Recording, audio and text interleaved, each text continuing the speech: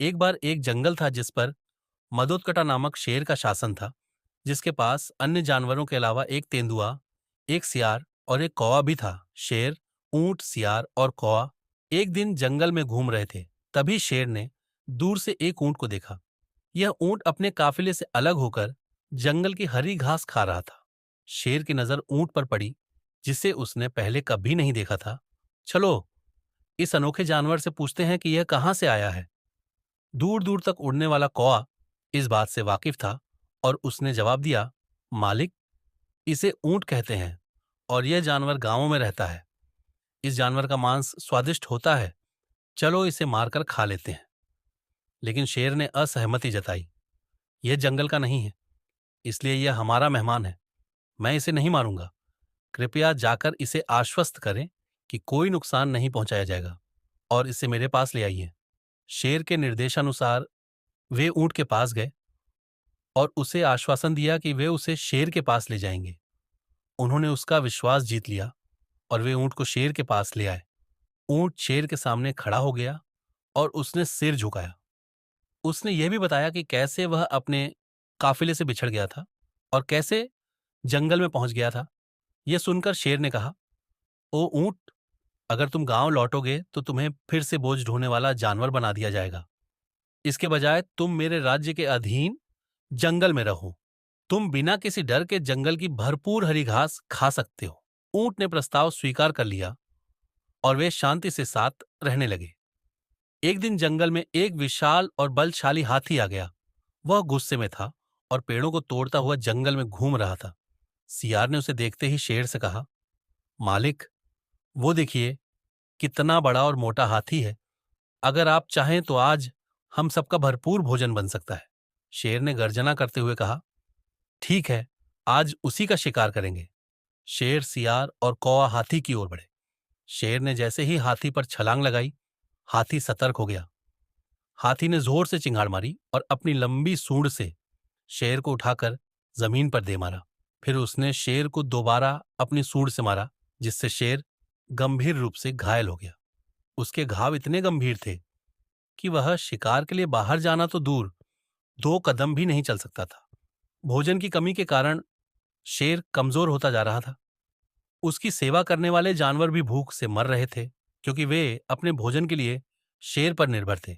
जब शेर से रहा नहीं गया तो उसने उन्हें बुलाया और कहा, जाओ और कोई ऐसा जानवर ढूंढो जिसका मैं अपनी कमजोरी में भी शिकार कर सकूं। इस तरह मैं तुम्हारे लिए और अपने लिए भी भोजन जुटा सकता हूं। सभी जानवर जंगल में भटकते रहे, लेकिन उन्हें कोई ऐसा जानवर नहीं मिला। वापस लौटते समय सियार के दिमाग में एक योजना आई। उसने कौवे से कहा, जब भोजन हमारे सामने ही है तो जंगल में भटकने का कोई मतलब नहीं है। ऊंट हम सभी के लिए लंबे समय तक भोजन उपलब्ध करा सकता है। कौवे ने कहा, हाँ, तुम जो कहते हो वह सही है, लेकिन मालिक ने ऊंट को अपने शासन में सुरक्षित रहने का आश्वासन दिया है। वह उसे मारने से इनकार कर देगा। सियार ने कहा, यह मुझ पर छोड़ दो। मैं मालिक को इस तरह प्रभावित करूंगा कि वह ऊंट पर दावत देने के लिए सहमत हो जाएगा। तुम तब तक प्रतीक्षा करो जब तक मैं शेर के साथ चर्चा के बाद वापस नहीं आ जाता। सियार शेर से मिला और बोला, मालिक, हम जंगल में हर जगह तलाश कर रहे हैं, लेकिन आपके लिए कोई जानवर नहीं मिल पाया है। हम सभी को इतने लंबे समय से भोजन नहीं मिला है कि हम ठीक से चल भी नहीं पा रहे हैं। इस परिस्थिति में यदि आप ऊंट को मारने के लिए सहमत हैं, तो उसका मांस हम सभी के लिए भोजन का प्रबंध कर सकता है। शेर ने असहमति जताते हुए कहा, शर्म आनी चाहिए। मैं ऊंट को कैसे मार सकता हूं, जबकि उसे मेरा आश्वासन है कि मेरे राज्य में उसका जीवन सुरक्षित रहेगा। ऐसा सोचना पाप है। लेकिन सियार ने कहा, मालिक, उसे उसकी सुरक्षा का आश्वासन देने के बाद उसे मारना वास्तव में पाप होगा। लेकिन यदि वह खुद ही आपको भोजन के रूप में पेश करता है तो उसे मारना और उसका प्रस्ताव स्वीकार करना पाप नहीं होगा। सियार ने आगे कहा, अगर हम अपने मालिक की जरूरत के समय उसकी सेवा नहीं कर सकते तो हमारा क्या फायदा है। कृपया हम में से एक को अपने लिए मार लें और बाकी को भूख से मरने से बचाने के लिए। शेर सियार को सही ठहराने में विफल रहा और बोला, कृपया वही करें जो आपको लगता है कि हम सभी के लिए सबसे अच्छा होगा। इसके बाद सियार वापस दूसरे जानवरों के पास गया और कहा, हमारा मालिक बीमार और कमजोर है। अगर उसे कुछ हो गया तो हमारी रक्षा करने वाला कोई नहीं होगा। जंगल में भटकने के बाद भी हमें कोई जानवर नहीं मिल पाया है। अब अपने मालिक के कर्ज को चुकाने का एक ही तरीका है कि हम खुद को उसके सामने पेश करें। इस तरह हम बाकी लोग भी भूख से मरने से बच जाएंगे। योजना के अनुसार वे सभी शेर के सामने खड़े हो गए और सिर झुकाया। उन्होंने शेर को बताया कि उन्हें अपने खाने के लिए कोई जानवर नहीं मिला। कौवा बोला, मालिक, हमें आपके खाने के लिए कोई जानवर नहीं मिला, इसीलिए मैं खुद को पेश करता हूं। कृपया मुझे खाकर खुद को भूख से बचाए। सियार ने बीच में टोकते हुए कहा, तुम मालिक के लिए मांस देने के लिए बहुत छोटे हो। अगर वे तुम्हारी पेशकश मान भी लें तो भी यह उनके जीने के लिए काफी नहीं होगा।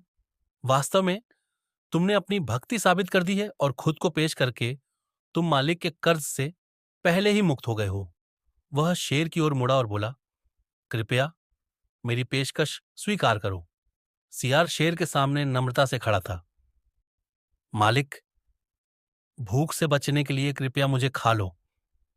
यदि आप मेरी बलि स्वीकार करते हैं तो मुझे स्वर्ग में स्थान मिलेगा। यह सुनकर शेर ने इनकार में अपना सिर हिलाया।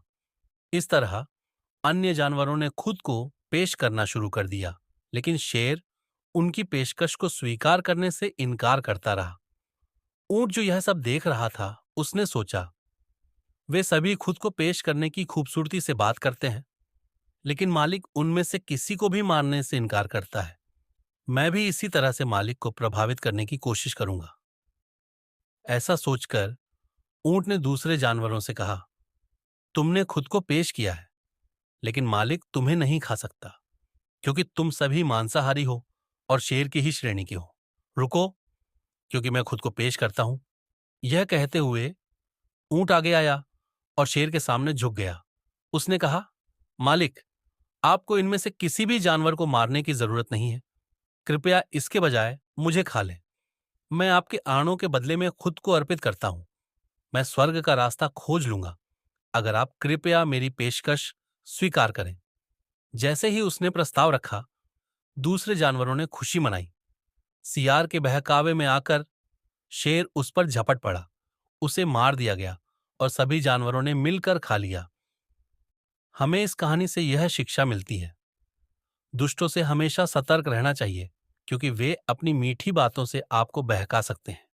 जैसे सियार ने शेर को बहकाया और शेर ने ऊंट को मारने का फैसला किया।